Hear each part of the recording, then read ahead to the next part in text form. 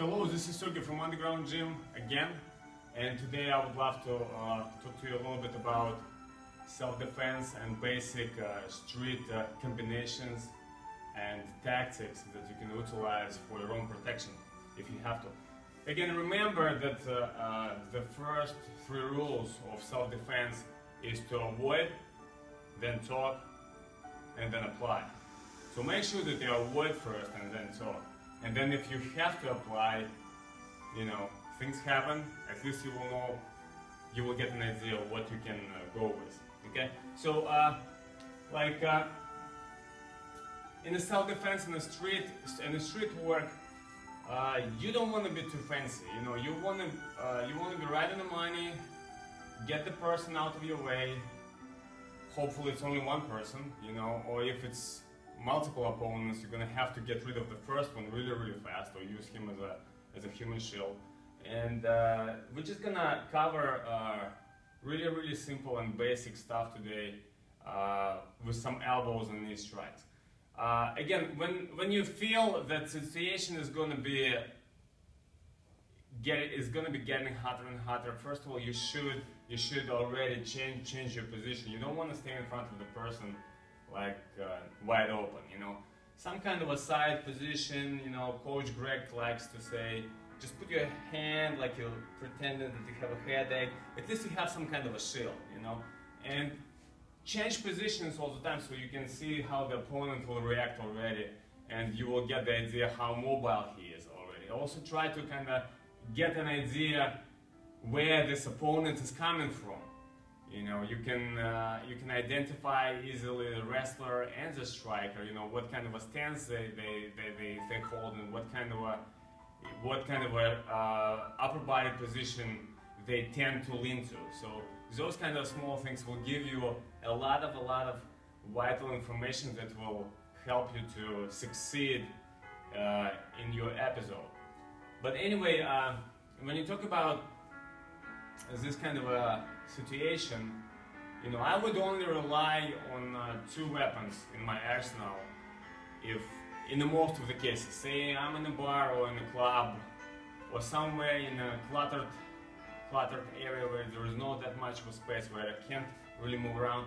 I would rely on my elbows and my knees, and that's the all-the-time ready weapon. Most of the people can execute knees and elbow strikes right away because those parts of your body are already conditioned. There is some things with the fist strikes that you really have to make sure that your wrist is conditioned in order to take that much of an impact from any kind of opponent or from any kind of a surface. So going with the elbows and knees will bring you that safety that will allow you, to function properly after, and to continue conversation or whatever is coming in a good way. So with the elbow strike, you always want to set up your most powerful side. So if I'm a righty, and I am, I want to make sure that my right hand will be slightly behind from my opponent, so I have a nice rotational motion of my torso, so I can really put all my body power into the strike.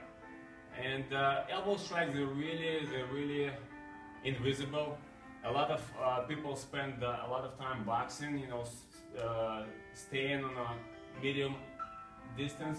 Elbow strikes are really close distance, and they're really dangerous, okay, especially if you know how to apply them. So there is two kinds of strikes with the elbows.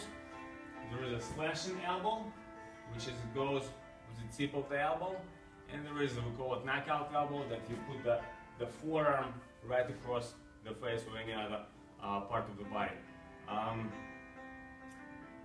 You might not get the person knocked out, so be ready for that. If you are going for some kind of action, expect some action back, but it's in your own interest to make sure that you will be the one who will be standing after all.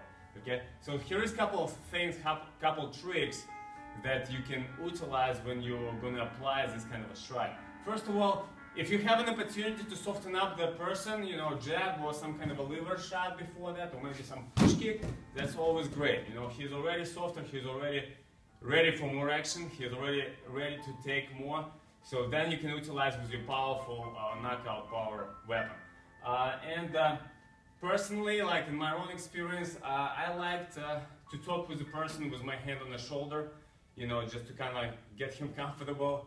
And this hand is really, really vital, because when I feel that I need to go for erection, that hand can easily transfer into the back of the hand, into the back of the head of my opponent, and I can apply the elbow strike and the pulling motion with the opposite hand at the same time, which will double the impact, because I'm going to create the force this way and I'm going to create the force that way. So two forces together, so I have a higher chance for a very powerful knockout strike. Plus, this hand will give me always a nice feeling of control of the person. You know, so if the elbow not going to do it, you know, I like to, from this position, either you transfer into the clinch, or you just hold on to the person's shoulder, or to the person's clothing, and just pull him onto your knee. So you get the same kind of an effect from the knee strike, just like from the elbow, when you amplify the pulling forces towards your pushing forces. So you're doubling up the impact, almost doubling up the impact.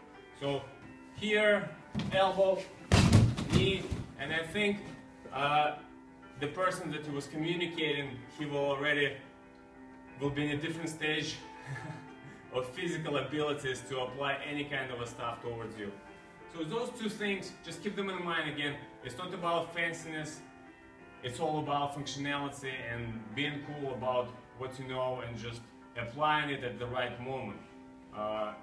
Again, avoid, talk, and apply. Be safe.